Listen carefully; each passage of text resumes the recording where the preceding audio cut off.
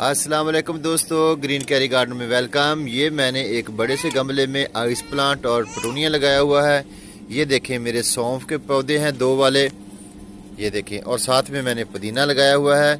देखने की बात यह है कि रमज़ान आने वाला है और रमज़ान में हम अपने घर का खुद का धनिया उगा सकते हैं। तो मैंने इसी चीज़ को देखते हुए फ़ौरन अपनी इस क्यारी में, ये देखें, ये मैंने 250 रुपये में ख़रीदी थी एक क्यारी, और इसमें मैंने धनिया लगा दिया। और अब देखें ये धनिया उगना भी स्टार्ट हो चुका है। तो इसमें काफ़ी सारी जड़ी बूटियाँ भी उगी हैं और इसमें पानी ज़्यादा है। तो मैं आज इसकी हल्की सी गुडाई करूँगा और इसके अंदर से जो जड़ी बूटियाँ हैं वो निकाल दूँगा, क्योंकि धनिया को ज़्यादा पानी जो है वो अच्छा नहीं लगता। ये एक बेहतरीन सी टिप है आप लोगों के लिए कि जो धनिया का पौधा होता है ना, इसको ज़्यादा पानी नहीं अच्छा लगता। तो हम ने ये काफ़ी दिन पहले लगाया था। जैसे ही मौसम अच्छा हुआ, मौसम में तब्दीली आई और सूरज निकलना स्टार्ट हुआ, गर्मी की हिद्दत में थोड़ा सा इजाफा हो गया।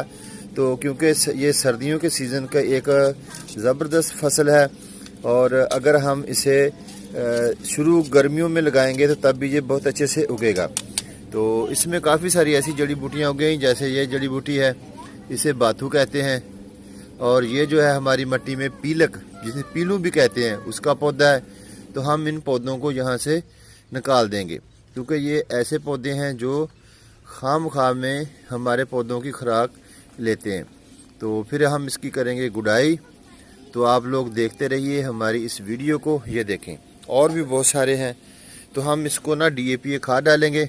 ये देखें गंदम का एक पौधा उगाया। तो इस तरह हम इसको ना लगाएंगे। तो अब असल जो चीज़ है ना, हमने इसको लगाया कैसे, हमने इसको ऐसे चुटकी से लगाया था। ये देखें, ये स्पेस हमने देखे ना चुटकी से लगाया था। ये देखें इसके अंदर बहुत ज़्यादा पानी है। तो जहाँ पर ज़्यादा पानी होगा ना, ये अच्छे से सर्वाइवल नहीं करेगा। तो अब तेज़ धूप का मौसम है और गर्मी भी काफ़ी बढ़ चुकी है। तो इस वजह से हम जो है इन पौधों की गुडाई करेंगे, ताकि 1-2 दिनों में इसके अंदर से पानी थोड़ा सा खुश्क हो जाए। फिर इसको हम DAP की खाद डालेंगे। तो मैंने यहाँ पर भी चुटकियाँ लगाई थी, लेकिन जो बीज होता है ना, वो नाकस होने की वजह से सारा उगाव नहीं करता।